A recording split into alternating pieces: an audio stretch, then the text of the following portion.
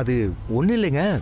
Madam நம்மள மாதிரியே அவங்களுக்கும் சீக்கிரம் கல்யாணம் ஆகணும்னு விளக்கு போட்டு வேண்டிக்கணுமா? அதான். அதுக்கு உன் கூட தான் சேர்ந்து வரணுமா? ஏன் தனியா வர முடியாதா? என்ன தென்றல் இப்படி பேசுறீங்க? நான் இப்ப சித்து கூட தானே தங்கியிருக்கேன். அப்புறம் எதுக்கு நான் தனியா வரணும்? நான் சித்து கூட சேர்ந்து வர்றது உங்களுக்கு பிடிக்கலையா? பிடிக்கலன்னு சொன்னா திரும்பி போயிடுவா போறேன். சரி வாங்க எல்லாரும் உள்ள போலாம். இருங்க சித்து, அவங்க தனியா போய் வேண்டிக்கிட்டோம். நம்ம 2 பேரும் சேர்ந்து தான் விளக்கு போடணும். வா. நானும் வரேன்.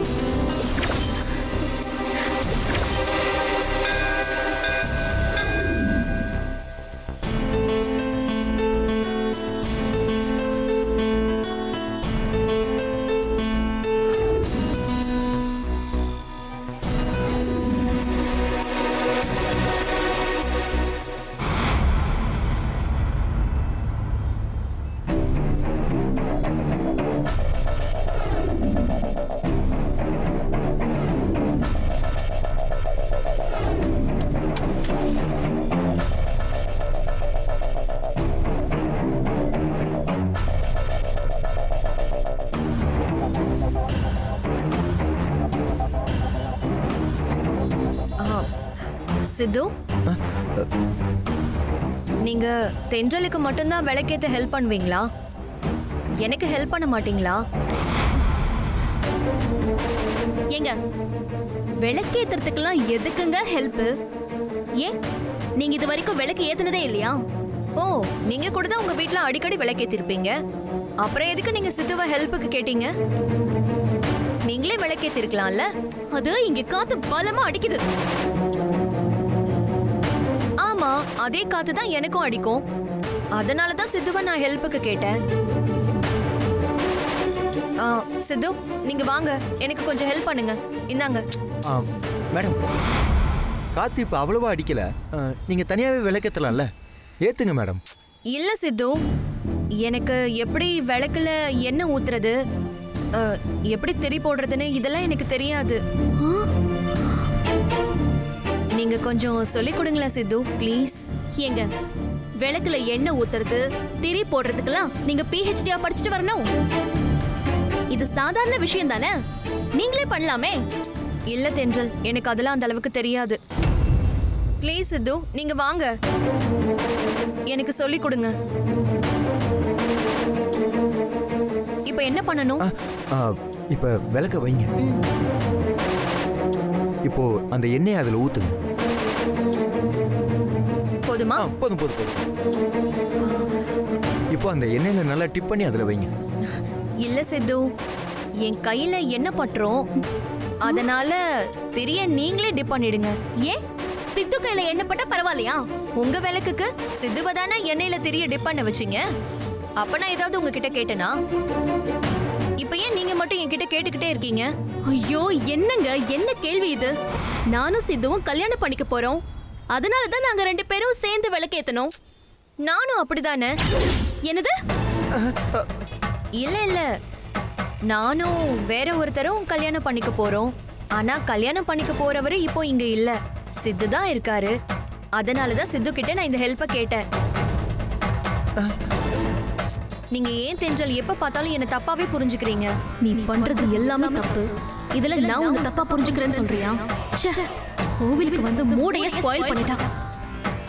சித்து, இந்தாங்க புடிங்க.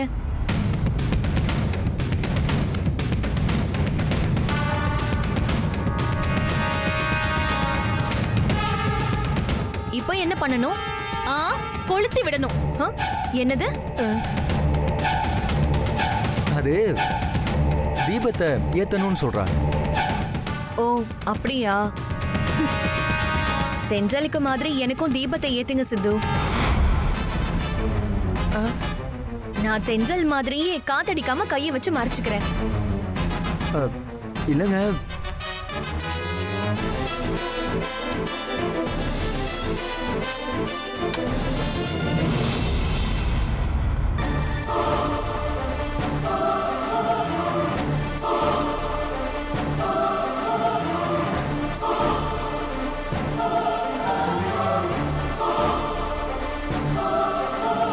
சித்து அவங்க தான் விளக்கு ஏத்தியாச்சுல, இப்ப சாமி கும்பிடு.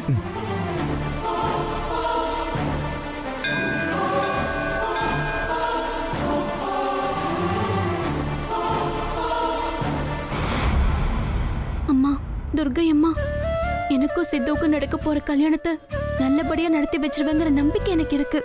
அதே நேரம் என் தங்கச்சி நிலாவையும் நீ கைவிட்றாத.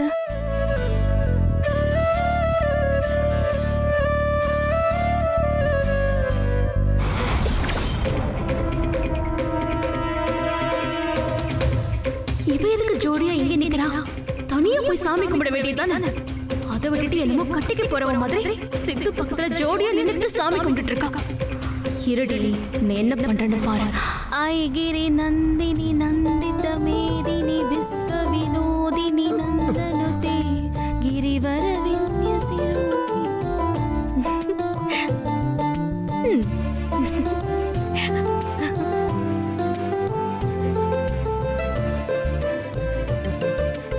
கொஞ்சம் கூட கூச்சமே இல்லாம ஏன் ஜோடி கூட நீ ஜோடி போட்டு நிக்கிறியா? இப்ப என்னடி பண்ணுவ?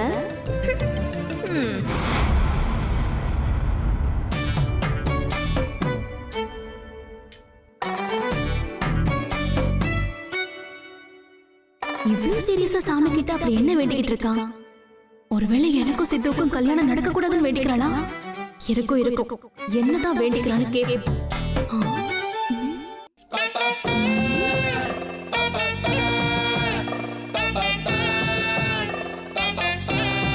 என் வேண்டுதலை நீ ஒட்டு கேக்குறியா? உன்னை எப்படி கதற விடுறேன்னு பாரு. துர்கை அம்மா, என்னை கைவிட்டுறாத. என் வேண்டுதலை தயவு செஞ்சு நிறைவேற்றி வச்சிரு. எனக்கு சித்துதான் புருஷனா வரணும். எனக்கு சித்துதான் புருஷனா வரணும். எனக்கு சித்துதான் புருஷனா வரணும். எனக்கு சித்துதான் புருஷனா வரணும்.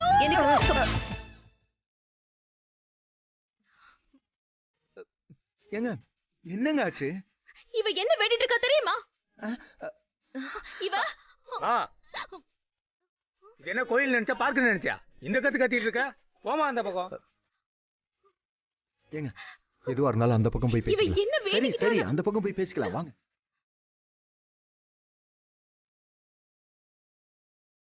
என்ன ஆச்சுங்க? எதுக்காக அப்படி கத்துனீங்க? இவங்க சாமி கிட்ட என்ன தெரியுமா வேண்டிக்கிட்டு இருந்தாங்க? என்னங்க வேண்டுனாங்க? இவங்களுக்கு நீதான் புருஷனா வரணுமா. அதுவும் சாமி கிட்ட சித்துதான் என் புருஷனா வரணும், சித்துதான் என் புருஷனா வரணும்னு மறுபடியும் வேண்டிக்கிட்டே இருக்காங்க.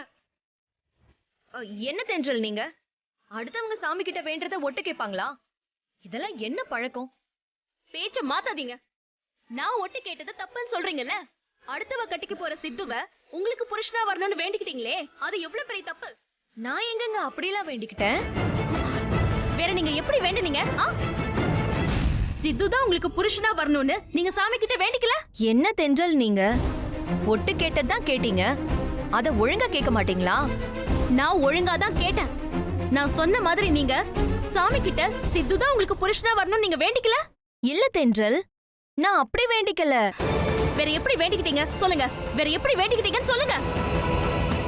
அது சித்து மாதிரி ஒரு நல்லவர் எனக்கு புருஷனா வரணும்னு தான் வேண்டிக்கிட்டேன்.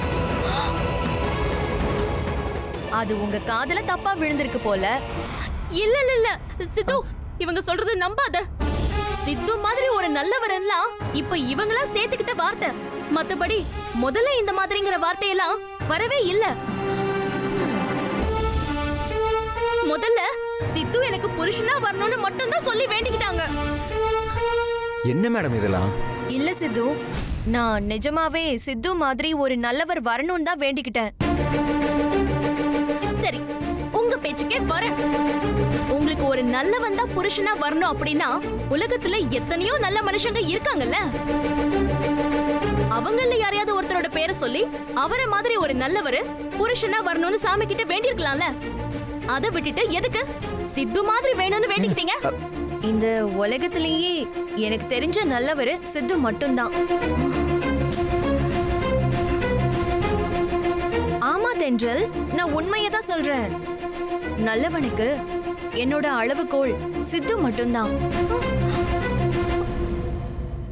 அதனாலதான் நான் சித்து மாதிரி ஒரு நல்லவரு எனக்கு புருஷனா கிடைக்கணும்னு வேண்டிக்கிட்டேன். சொல்லுங்க தென்றல், அது தப்பா? மேடம் தான் இவ்வளவு தூரம் சொல்றாங்கல்ல, இன்னும் எங்க கோவமா இருக்கீங்க? நான் எப்பவுமே கோபமா இருப்பேன் தான். அதுக்காக தான் கோவிலுக்கு வந்திருக்கேன். கேக்குற கேள்வியை பாரு, எல்லாம் என்ன சொல்லணும். போ. எங்க நில்லுங்க. என்ன மேடம், கோயிலுக்கு வந்துமா உங்களை இப்படி கோவப்படுத்துவீங்க? நான் என்ன பண்றது சித்து? நான் நினைச்சத சாமி கிட்ட வேண்டிக்கிட்டு இருந்தேன். அவங்க தான் நான் என்ன வேண்டுறேன்னு என் பக்கத்துல வந்து ஒட்டு கேட்டாங்க. அதான் அவங்கள வெறுப்பேத்துறதுக்காக நீங்க தான் என் புருஷனா வரணும்னு சாமி கிட்ட வேண்டிக்கிட்டேன். அது மேடம், அப்ப அவங்க சொன்ன மாதிரி அப்படிதான் வேணுனீங்களா? என்ன மேடம் ஆமான்னு சொல்றீங்க? போங்க மேடம். அம்மா துர்கையம்மா, இவங்க வேண்டுனதெல்லாம் வேண்டுதலே கிடையாது, சும்மா கப்சா வேண்டுதல். அதை சீரியஸா எடுத்துக்காத தாயே, உன்னை கையெடுத்து கும்பிடுறேன்.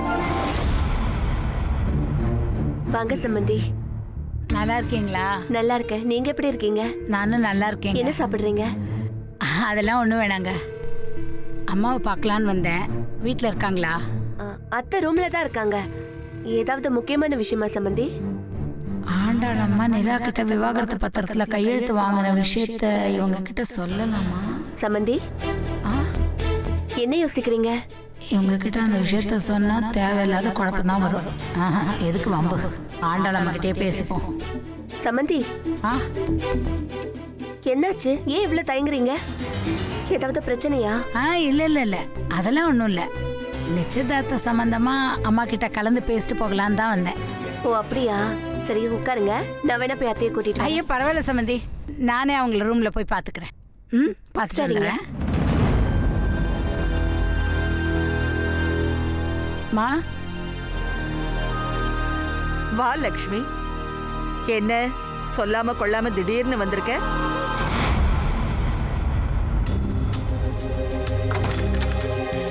என்னாச்சு லக்ஷ்மி? ஏன் கதவை தாப்பாள் போடுற? என்ன விஷயம்? ஏன் ஒரு மாதிரியா இருக்க?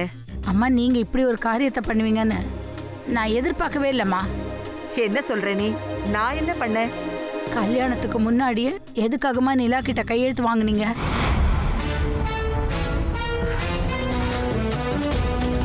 இந்த விஷயத்தை யார்கிட்டையும் சொல்ல வேண்டாம்னு தானே நிலா கிட்ட சொன்னேன். அவ எதுக்கு இவகிட்ட சொன்னா? தென்றல் கல்யாணம் தான் கல்யாண மண்டபம் வரைக்கும் வந்து நடக்காம போயிடுச்சு. இப்போ நிலா கல்யாணமாச்சும் நல்லபடியா நடக்கணும்னு நான் எவ்வளவு சாமியை வேண்டிக்கிட்டு இருக்கேன்னு தெரியுமா? நீங்க என்னடான்னா கல்யாணத்துக்கு முன்னாடியே இப்படி ஒரு காரியத்தை பண்ணிருக்கீங்களேம்மா. எனக்கு ரொம்ப பதட்டமா இருக்குமா. லக்ஷ்மி, எதுக்கு பதட்டம்? நான் ஒன்னும் நிலாவுக்கும் ஆகாஷுக்கும் கல்யாணம் நடக்க கூடாதுங்கிறதுக்காக உன் பொண்ணுகிட்ட கையெழுத்து வாங்கலையே. கல்யாணத்துக்கு அப்புறம் உன் பொண்ணு எப்பவும் எனக்கு எதிரா திரும்பிடக் கூடாதுங்கிறதுக்காகத்தான் கையெழுத்து வாங்கியிருக்கேன். என்னம்மா நீங்க இப்படி சொல்றீங்க? கல்யாணங்கிறது ஆயிரங்காலத்து பயிர். ஒரு அம்மாவா என் பொண்ணு உங்க பேரனுக்கு பொண்டாட்டி ஆகி கடைசி வரைக்கும் அவ இந்த குடும்பத்துல சந்தோஷமா வாழணும்னு தானே நான் ஆசைப்படுவேன். ஆனா நீங்க என்னடான்னா அந்த ஆசை எப்ப வேணாலும் காணாம போயிடுங்கிற மாதிரி நீங்க இப்பவே என் பொண்ணுகிட்ட இப்படி ஒரு கையெழுத்து வாங்கி வச்சிருக்கீங்களேம்மா. அதை நினைச்சாதான் எனக்கு ரொம்ப பதட்டமா இருக்கு. இத பாரு லக்ஷ்மி, இதுல நீ வருத்தப்படுறதுக்கு எதுவுமே இல்ல. உன் பொண்ணு தென்றலை பொறுத்த வரைக்கும் எனக்கு அவ மேல எந்த குழப்பமும் வந்ததே இல்லை. ஏன்னா அவ மனசுல படுறத நேரடியா பேசிடுவா. ஆனா உன் ரெண்டாவது பொண்ணு நிலா அப்படி இல்லை. அவ ரொம்ப சாமர்த்தியசாலியா இருக்கா. அவளுக்கும் என் பேரனுக்கும் நடக்க போற இந்த கல்யாணத்துல நான் நினைச்ச மாதிரி எல்லாமே தெளிவா நடந்தாலும் ஏதோ ஒரு தப்பு இருக்கிற மாதிரியே என் மனசுக்கு படுது.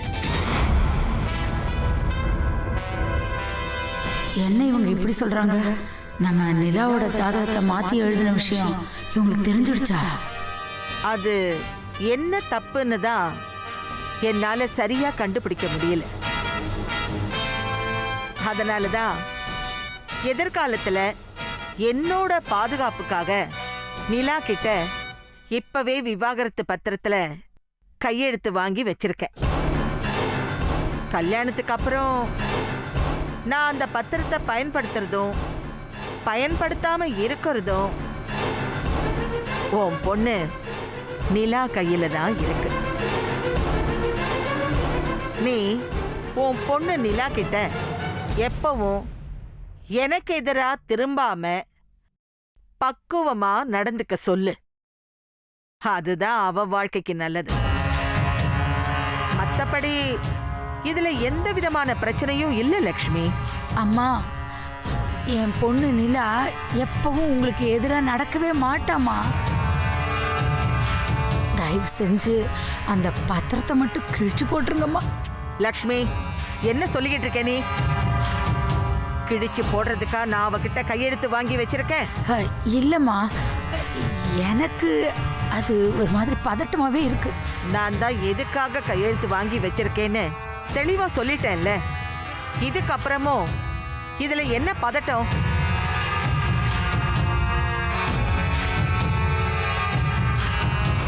நீ தயங்குறத பார்த்தா இந்த கல்யாண விஷயத்துல உன் பொண்ணுகிட்ட ஏதாவது தப்பு இருக்கா?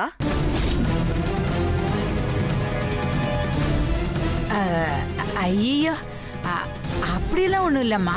அப்போ இந்த கல்யாணத்துக்காக நீ எதுவும் தப்பு பண்ணியிருக்கியா? என்னம்மா நீங்க இப்படி கேக்குறீங்க? நான் என்னம்மா தப்பு பண்ண போறேன்? அப்புறம் எதுக்கு திரும்ப திரும்ப பதட்டமா இருக்குன்னு சொல்லிக்கிட்டே இருக்க? இங்க பாரு லக்ஷ்மி, நான் திரும்பவும் சொல்றேன். கல்யாணத்துக்கு அப்புறம் உன் பொண்ணு நிலா எனக்கு எதிரா திரும்பாத வரைக்கும் நான் இந்த டைவர்ஸ் பேப்பரை பயன்படுத்த போறதே இல்லை. அதனால நீ மனசை போட்டு தேவையில்லாம குழப்பிக்காம உன் பொண்ணுகிட்ட என்கிட்ட எப்பவும் எப்படி பக்குவமா நடந்துக்கணும்னு புத்திமதி சொல்லு. இப்ப நீ கிளம்பலாம்.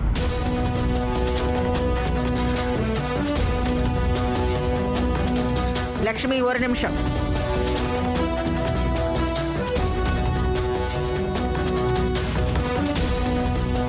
இந்த டைவர்ஸ் பேப்பர் விஷயத்தை யாருக்கும் தெரியப்படுத்த வேண்டான்னு நான் உன் பொண்ணுகிட்ட சொல்லி வச்சிருந்தேன்.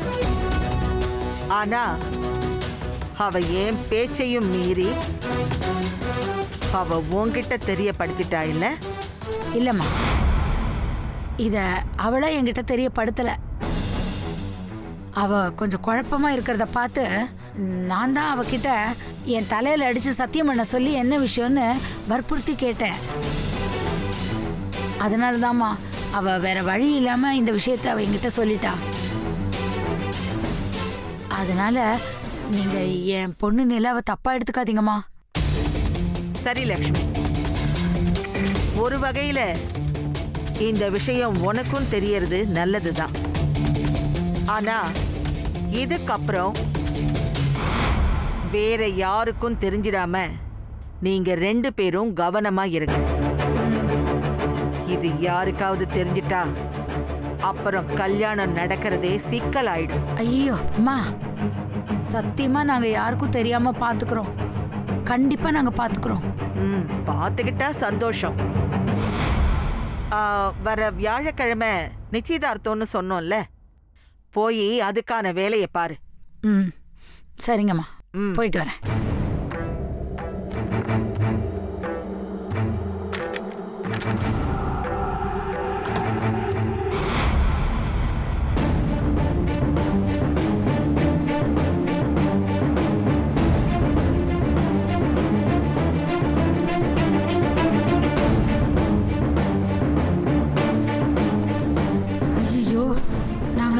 பேசினதை சம்பந்தியமா கேட்டிருப்பாங்களோ?